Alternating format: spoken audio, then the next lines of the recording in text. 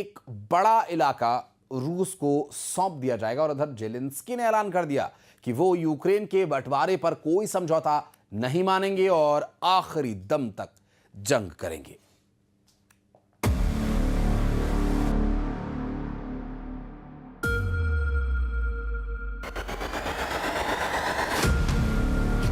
You're not in a good position. You don't have the cards right now.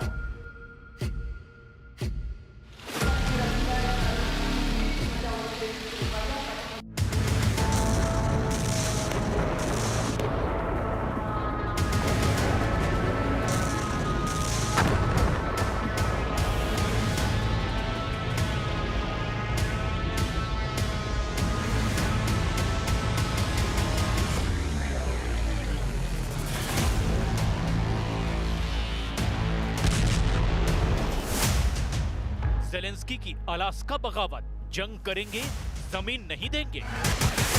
1263 दिन से ज्यादा की जंग में अब रूस यूक्रेन युद्ध ऐसे पड़ाव पर आ गया है जहां साफ लग रहा है कि 42 महीने की जंग के बाद रूस को यूक्रेन में बहुत बड़ी जीत मिलने वाली है। हालांकि यूक्रेन के राष्ट्रपति दो टूक कह चुके हैं कि अगर 15 अगस्त 2025 को पुतिन और ट्रंप की युद्ध विराम मीटिंग में यूक्रेन की जमीन छीनने की कोशिश की गई तो यूक्रेन किसी भी कीमत पर इस युद्ध विराम को नहीं मानेगा। ज़ेलेंस्की ने दो टूक कह दिया कि कोई लाख कोशिशें कर ले, यूक्रेन अपनी 1 इंच जमीन भी रूस को नहीं देगा। जबकि राष्ट्रपति ट्रंप दावा कर रहे हैं कि यूक्रेन को जमीन का एक बड़ा हिस्सा रूस को सौंपना पड़ेगा और इसके लिए पूरी तैयारियां हो चुकी है।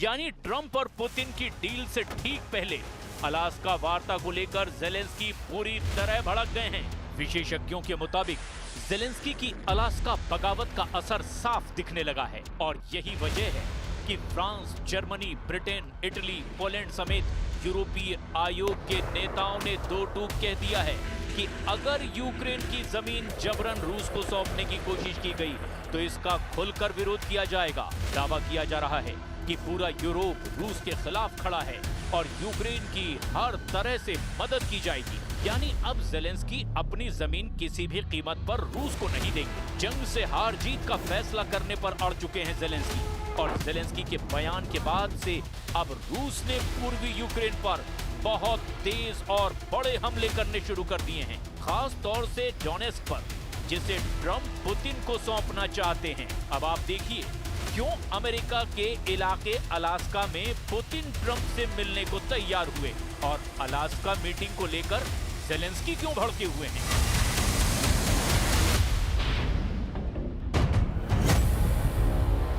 अलास्का में आधे यूक्रेन का बंटवारा।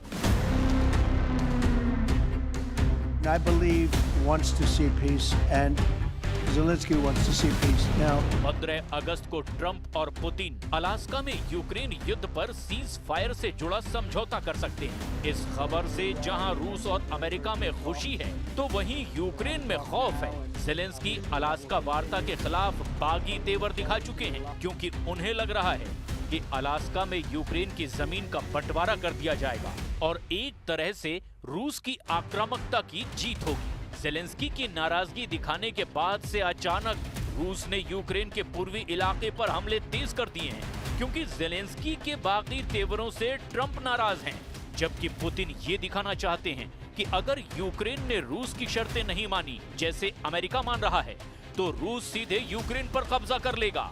हम आपको ये भी बता दें कि अलास्का अमेरिका का इलाका है, लेकिन कभी अलास्का रूस का इलाका हुआ करता था, जहां अब ट्रंप और पुतिन के बीच सीज फायर पर वार्ता होने वाली है।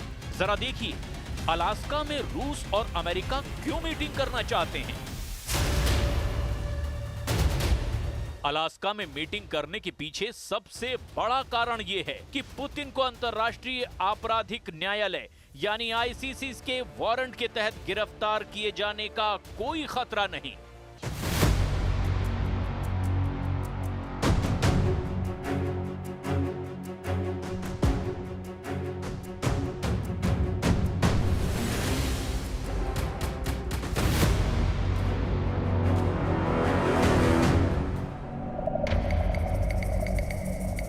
युद्ध अध्ययन संस्थान यानी कि ISW ने कहा कि क्रेमलिन द्वारा यूक्रेन के डोनेस्क क्षेत्र में रूस को युद्ध विराम के लिए जमीन सौंपने की मांग रूस को युद्ध क्षेत्र में बड़ा फायदा पहुंचा सकती है। ज़ेलेंस्की इन्हीं खबरों को लेकर सदमे में हैं। एक रिपोर्ट पोलैंड की मीडिया में छपी जिससे पहले ही तहलका मचा हुआ है। ट्रंप के विशेष सलाहकार स्टीव विटकॉफ ने युद्ध विराम का जो प्रस्ताव दिया, पुतिन करीब 100 घंटे पहले ही वो दिखा चुके थे। वो अब लीक हो चुका है। यूक्रेन के खिलाफ ट्रंप की पुतिन से सीक्रेट डील से जुड़े इस प्रस्ताव को जानकर आप हैरान रह जाएंगे। जरा देखिए, पुतिन और ट्रंप की मीटिंग को लेकर पोलिश समाचार पत्र ने क्या बड़ी खबर छापी है। यूक्रेन के लिए एक गुप्त अमेरिकी युद्ध विराम प्रस्ताव, जिसे कथित तौर पर डोनाल्ड ट्रंप की टीम ने तैयार किया था, उसे मॉस्को को भेजा गया था। अब इसे पोलिश मीडिया आउटलेट ओनेट द्वारा लीक कर दिया गया है। अमेरिका के करीबी और नेटो देश पोलैंड के पोलिश समाचार आउटलेट ओनेट के मुताबिक यूक्रेन के संबंध में एक अनुकूल अमेरिकी प्रस्ताव का विवरण प्राप्त हुआ है, जो मॉस्को में अमेरिकी राष्ट्रपति डोनाल्ड ट्रंप के विशेष दूत स्टीव विटकॉफ के साथ बातचीत के दौरान रूसी शासक व्लादिमीर पुतिन के सामने पेश किया गया था। पोलिश समाचार आउटलेट ओनेट ने यूरोपियन प्रावदा से 7 अगस्त को गुप्त सूत्रों के हवाले से खबर छापी है, जिसमें दावा किया गया कि हमें पता चला है कि मॉस्को को ट्रंप प्रशासन से बहुत ही अनुकूल प्रस्ताव मिला है, जो यूक्रेन डील से जुड़ा हुआ है। ओनेट के अनुसार यूक्रेन में युद्ध विराम का प्रस्ताव तो है, लेकिन पूर्ण शांति समझौता नहीं, जैसा कि रूस चाहता था। यूक्रेन जंग के मुद्दे को 49 साल से लेकर 99 वर्षों तक के लिए स्थगित करके रूस द्वारा कब्जाए गए क्षेत्रों को वास्तविक मान्यता देना है, ना कि कानूनी, यानी ये भी रूस के पक्ष में है। रूस पर लगाए गए अधिकांश अमेरिकी प्रतिबंधों को हटाना और दीर्घकालिक रूप से ऊर्जा सहयोग अर्थात रूसी गैस और तेल की आयात से रोक हटाना भी शामिल है। हालांकि इस प्रस्ताव में कथित तौर पर नेटो विस्तार के विरुद्ध कोई गारंटी शामिल नहीं है, जो मॉस्को की लगातार मांगों में से एक है। न ही रूस को यूक्रेन को सैन्य सहायता बंद करने का कोई वायदा मिला।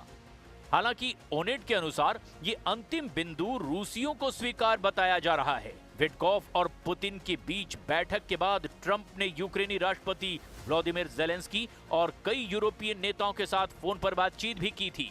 ये भी खुलासा हुआ। इसके बाद ट्रंप ने कथित तौर पर यूरोपीय नेताओं से कहा कि उनका इरादा अगले हफ्ते की शुरुआत में पुतिन से मिलने का है, जिसके बाद राष्ट्रपति ज़ेलेंस्की के साथ एक त्रिपक्षीय बैठक होगी। बाद में क्रेमलिन ने पुष्टि की कि रूस और अमेरिका इस बात पर सहमत हुए हैं कि पुतिन और ट्रंप आने वाले दिनों में मिलेंगे। लेकिन हम आपको ये भी बता दें कि अमेरिका ने पहले ही पूरी तरह से कब्जा किए गए और आंशिक रूप से कब्जे वाले यूक्रेनी क्षेत्रों पर रूस के कब्जे को मान्यता देने की पेशकश की थी, जिसे कीव यानी राष्ट्रपति ज़ेलेंस्की ने अस्वीकार कर दिया था। If this meeting next week does not take place, we at least are confronted with a very bad situation for Ukraine, because it does mean that the Russian offensive goes on from the air and on the ground, which does mean that the cities will be bombed every single night, as long as the Russians have the drones and the means for that, which they do have. For the Americans, in particular Mr. Trump, it does mean that he can't go home with the laureate and say, I brought peace to Ukraine, and which does mean that he has to do something now against Russia, which he tries to avoid since his presidency. रूस ने उतारे NATO killer jet.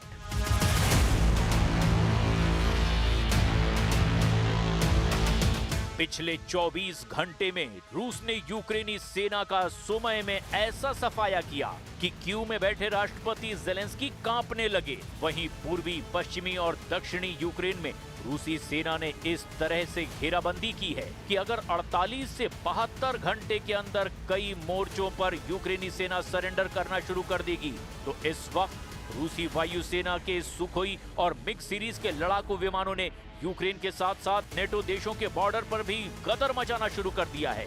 हालात ये हो गए हैं कि NATO देश रोमानिया ने ऐलान कर दिया कि वो रूस से सटी अपनी 614 किलोमीटर बॉर्डर पर F-16 से हवाई हमले करने जा रहा है। दावा किया गया कि रूस ने रोमानिया पर हमले का जो गुप्त प्लान तैयार किया है, उसकी भनक नेटो देश रोमानिया को भी लग चुकी है। इधर फ्रांस, ब्रिटेन और यूरोप के 25 देशों ने हवाई युद्ध में रूस को तबाह करने का जो प्लान बनाया, जरा उसे भी समझ लीजिए।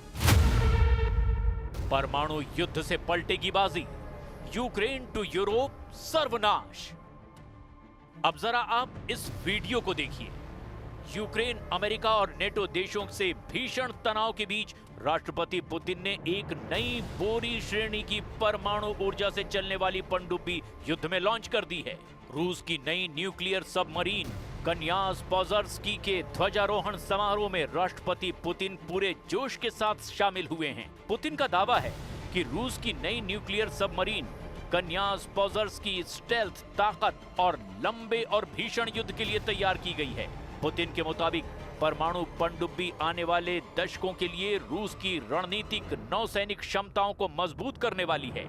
एसोसिएटेड प्रेस के मुताबिक रूस के उत्तर पश्चिमी आर्कान्जेस्क क्षेत्र के सेवेरोडविंस्क स्थित सेओमास शिपयार्ड में पुतिन ने कई कनास पोजर्स्की परमाणु पनडुब्बी पर नौसेना का झंडा फहराया। कनास पोजर्स्की सेवा में शामिल होने वाली 8वीं बोरी श्रेणी की परमाणु ऊर्जा चलित पनडुब्बी है। ऐसी हर पनडुब्बी में 16 परमाणु युक्त भुलावा अंतर महाद्वीपीय बैलिस्टिक मिसाइलों से लैस है। पुतिन ने घोषणा की कि ऐसी 2 और पनडुब्बियों का निर्माण चल रहा है जो जल्द ही जंग के मैदान में उतर जाएंगी।